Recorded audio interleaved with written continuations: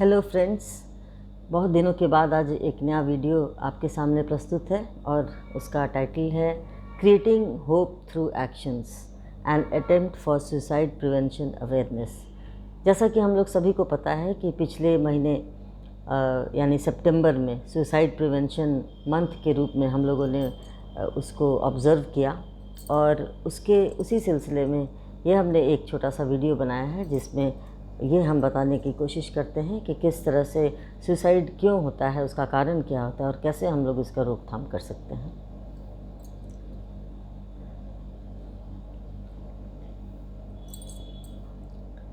Meaning of suicide, सबसे पहले हम लोग ये जानेंगे कि सुसाइड का अर्थ क्या होता है। सुसाइड इज़ एन एक्ट और an instance of taking one's own life voluntary and intentionally ruining one's own interest, यानी कि अपने सभी रुचियों को, सभी इंटरेस्ट को ख़त्म करके, तोड़ के, और उस व्यक्ति अपने लाइफ से इतना ज़्यादा फ्रस्ट्रेटेड हो जाता है कि वो जानबूझकर अपनी जान लेने की कोशिश करता है। It is performing a deliberate act, जानबूझकर किया गया deliberate act that results in the voluntary death of a person who does it. जो भी व्यक्ति इसको प्रयास करता है, आत्महत्या का प्रयास करता है, वो जानबूझकर करता है और वो नतीजा उसका मृत्यु हो जाती है। Ruins one's own interest, self destruction, self murder, इसको हम ये इसी तरह से कर सकते हैं। क्योंकि अपनी सभी रुचियाँ, सभी इंटरेस्ट ख़त्म हो जाते हैं, व्यक्ति को अपनी लाइफ से इंटरेस्ट ख़त्म हो जाता है, वो अपने आप को सेल्फ डिस्ट्रक्शन यानी अपने आप को वो कष्ट पहुंचाने की कोशिश करता है और इस तरह से वो सेल्फ मर्डर के रूप में वो हो पाता है। The act of killing yourself because you do not want to continue living, it is an action that ruins और destroys your career, social position etcetera. तो ये इस तरह से है कि हम लोग अपने पूरे करियर को रूइन कर हो जाता है, सोशल पोजीशन भी रूइन हो जाता है और उसके बाद व्यक्ति अपने आप को, चूँकि वो नहीं जीना चाहता है, इस दुनिया में रहना नहीं चाहता है, इतना ज़्यादा फ्रस्ट्रेट हो जाता है कि वो अपने आप को मृत्यु की सज़ा दे देता है। कॉमन फैक्टर्स ऑफ सुसाइड, हम लोग ये जानेंगे कि कॉमन फैक्टर्स ऑफ सुसाइड क्या है। तो इसके पहले सबसे ज़्यादा इम्पॉर्टेंट और फोरमोस्ट अगर हम समझें तो वो होता है डिप्रेशन। डिप्रेशन से ही व्यक्ति या बहुत ज़्यादा स्ट्रेस्ड आउट होता है, जिसके चलते व्यक्ति डिप्रेस्ड होता है किसी भी कारण से, और तब वो ये इस तरह का एक्ट करने पर मजबूर हो जाता है, जिसमें बहुत सारे ऐसे पॉइंट्स हैं जो कि हम लोग यहाँ डिस्कस करेंगे। जैसे डिवोर्स है, जब व्यक्ति का तलाक होता है, नेचुरली जब फैमिली टूटती है तो बहुत ज़्यादा डिप्रेशन में व्यक्ति चला जाता है, गलती जिसकी भी हो, पर ये पूरा फैमिली उसके साथ वो इन्वॉल्व हो जाता है। अ न्यू फैमिली फॉर्मेशन, जब नया फैमिली फॉर्मेशन होता है उस समय भी जब व्यक्ति अपने आप को एडजस्ट नहीं कर सकता है तो डिप्रेशन में चला जाता है। फिज़िकल और सेक्सुअल अब्यूज़, कभी कभी फिज़िकल और सेक्सुअल अब्यूज़ जब व्यक्ति को अनचाहे अगर इस तरह का महसूस करता है या एक्सपीरियंस करता है वो, तो उसको डिप्रेशन, और जब वो किसी को बता नहीं सकता है उस वक्त डिप्रेशन की स्थिति हो जाती है। इमोशनल नेगलेक्ट, यानी कि जब कोई व्यक्ति किसी को इमोशनली नेगलेक्ट करता है या फील करता है कि I am being neglected by someone, तो उससे भी बहुत ज़्यादा दुख और डिप्रेशन होता है।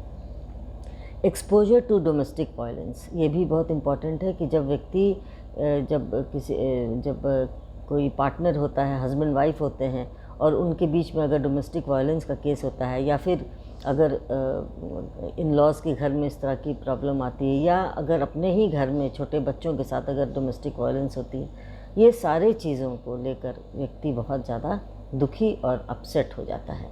अल्कोहलिज्म इन द होम, अगर कोई व्यक्ति के घर में कोई ऐसा व्यक्ति है जो अल्कोहलिक है, और ना सिर्फ अल्कोहलिक है बल्कि अल्कोहल लेने के चलते उसके काफ़ी प्रॉब्लम्स उसके लाइफ में, उसके फैमिली में को फेस करना पड़ रहा है, तो भी व्यक्ति जो फैमिली में हैं, फैमिली मेम्बर्स में डिप्रेशन की स्थिति आ जाती है। Family history of mental illness, कभी कभी क्या होता है कि जब कोई व्यक्ति के परिवार में इस तरह का मेंटल इलनेस का केस होता है तो भी ये एक कारण बन जाता है।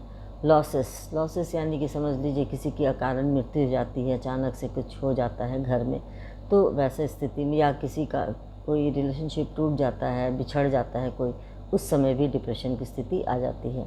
फैमिली हिस्ट्री ऑफ सुसाइड, कई बार ऐसा होता है कि किसी के फैमिली हिस्ट्री में ही रहता है कि उनके घर में काफ़ी लोगों ने सुसाइड किया, तो वो भी एक बहुत फैक्टर बन जाता है।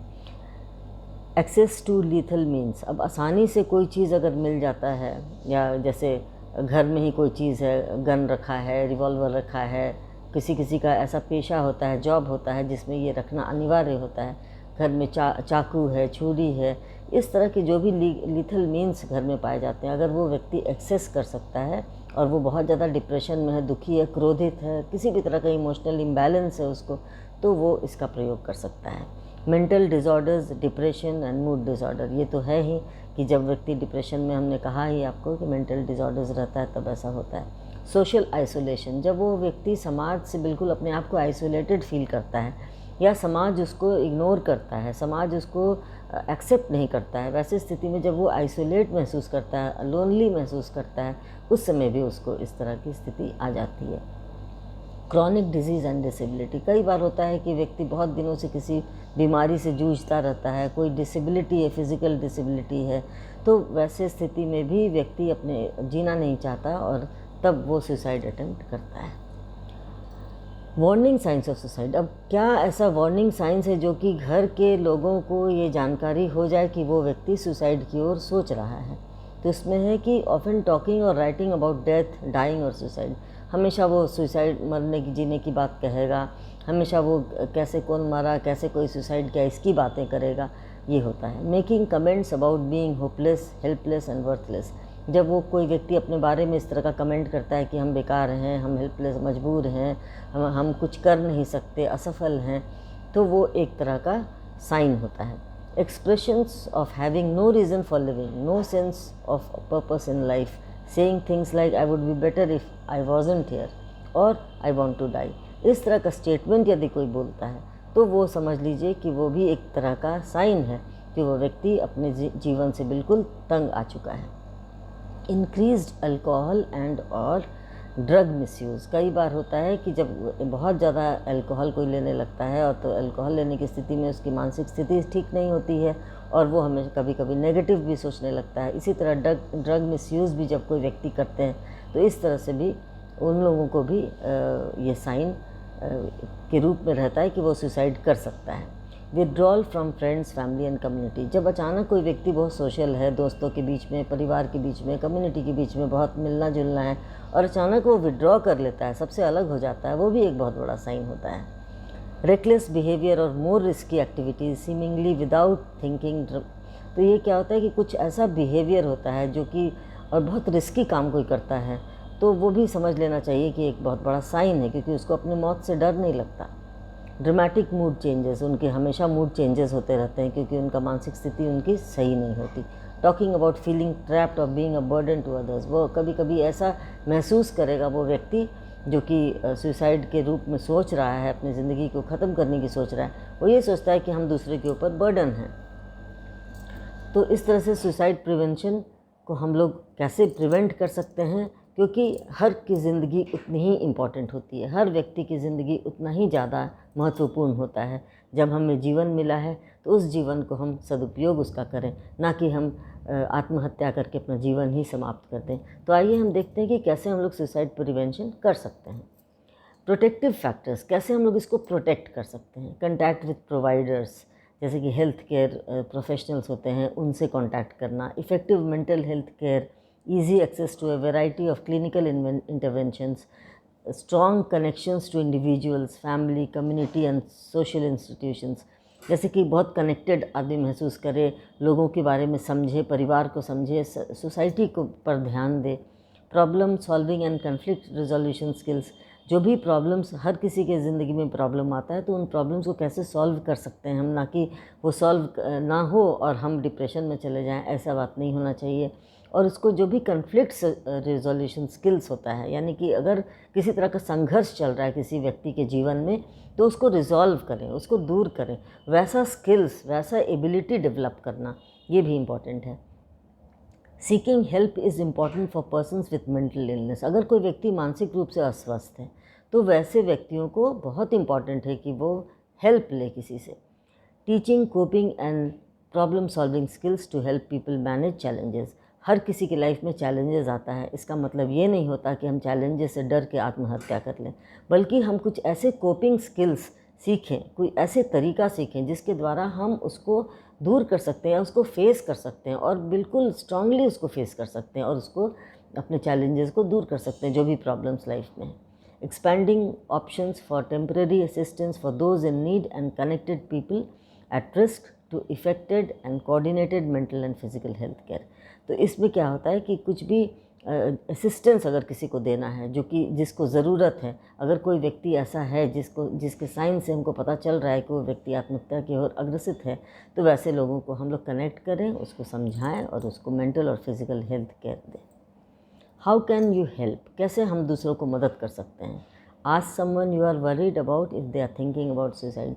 ये अगर आपको लगता है कि वो आदमी सोच रहा है सुसाइड की तरफ, तो आप उससे बातें कीजिए, उसके बारे में, उसके वरीज़ को समझिए। Keep them safe, reduce access to lethal means for those at risk. जो भी घर में कुछ ऐसा सामान है जिसके द्वारा सुसाइड कमिट किया जा सकता है, उसको उस व्यक्ति से दूर रखें और उन्हें सेफ रखें। Be there with him, listen to what they need. उनको सुनिए, उनको समझिए, उनको जानने की कोशिश कीजिए, उनके साथ रहिए। Help them connect with ongoing support. जो भी ऑनगोइंग सपोर्ट है, अगर वो मेडिकल ट्रीटमेंट पर है, किसी तरह का सपोर्ट पर है, तो उसे हेल्प कीजिए कि वो कनेक्टेड रहें।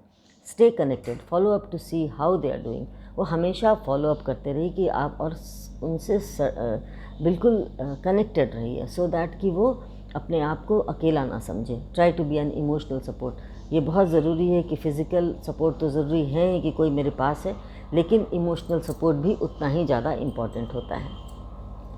हाउ टू क्रिएट अवेयरनेस, कैसे हम लोग अवेयरनेस क्रिएट कर सकते हैं कि कोई व्यक्ति सुसाइड ना करे। Suicidal thoughts, much like mental health conditions, can affect anyone regardless of age, gender और background। किसी भी उम्र के लोगों को ये ऐसा महसूस हो सकता है, किसी भी सेक्स के लोगों को, किसी भी एज के लोगों को, किसी भी बैकग्राउंड के लोगों को ऐसा मेंटल हेल्थ कंडीशंस हो सकता है कि वो सुसाइडल थॉट्स उसके दिमाग में आए। In fact suicide is often the result of an untreated mental health condition. अगर किसी व्यक्ति का मेंटल हेल्थ कंडीशन सही नहीं है, पॉजिटिव नहीं है, तो वो उसका रिज़ल्ट कभी कभी सुसाइडल भी हो सकता है। Suicidal thoughts, although common, should not be considered normal and often indicate more serious issues. तो जो भी इस तरह के थॉट्स अगर व्यक्ति के आते हैं, तो उसको अवेयरनेस पैदा करना कि इस तरह का अगर थॉट आता है दिमाग में, तो वो उसको आप इस तरह से मैनिपुलेट कीजिए ताकि आपका जीवन एक सफल जीवन हो सके। To spread hope and vital information to people affected by suicide. अगर कोई व्यक्ति सुसाइडल अटेम्प्ट कर चुका है और उसकी ज़िंदगी बच चुकी है, तो उसके अंदर आशा जगाएं, उसको ऐसा इन्फॉर्मेशंस दें ताकि वो अपने उन प्रॉब्लम्स, जिस प्रॉब्लम के चलते वो सुसाइड अटेम्प्ट किया, वो दूर कर सके वो। या ऐसे व्यक्ति जो सुसाइड की ओर अग्रसर हैं, जो वो सोच रहे हैं, सुसाइडल थॉट्स उनके मन में आता है, उनके अंदर भी आशा के किरणें को भरें, आप आशा भरें, उनको अच्छी अच्छी बातें सिखाएं, उनको इस तरह से प्रिपेयर करें कि वो अपनी हर बातों को समझ सके, अपने प्रॉब्लम्स को समझ सके, अपने आप को समझ सके और उन प्रॉब्लम्स को डील कर सके। Our goal is ensuring that individuals, friends and families have access to the resources they need to discuss suicide prevention and to seek help। और ये इस बात के लिए हमेशा उनको समझाते रहें कि सुसाइड प्रिवेंशन होना बहुत इम्पॉर्टेंट है और वो जहाँ चाहें, जिसकी चाहे वो मदद ले सकते हैं, ताकि मदद अगर उनको मिलेगा, इमोशनल सपोर्ट मिलेगा, फिज़िकल सपोर्ट मिलेगा, सोशल सपोर्ट मिलेगा, फैमिली सपोर्ट मिलेगा, तो वो व्यक्ति अपने इस दुर्विचार से दूर हो सकता है। It's okay to talk about suicide, ये भी इम्पॉर्टेंट है। उनको समझाइए कि सुसाइड के बारे में बात करना बिल्कुल गलत नहीं है, वो सही है। आप बात कीजिए ताकि आप अपने अमूल्य जीवन को बचा सकें।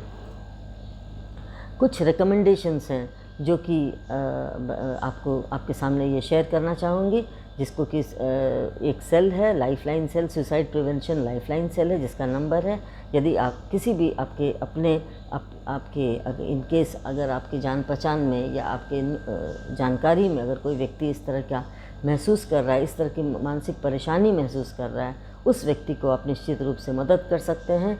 इस तरह से हम ना सिर्फ उस व्यक्ति को बल्कि उसके परिवार को और पूरे समाज को हम लोग इस आत्महत्या जैसे बहुत ही वाइटल प्रॉब्लम्स को हम लोग दूर कर सकते हैं। और सुसाइड प्रिवेंशन ही हमारे लिए एक बहुत बड़ा सोशल एक्ट होगा, जो कि हम सोसाइटी के लिए अपना ये कंट्रीब्यूशन दे सकते हैं।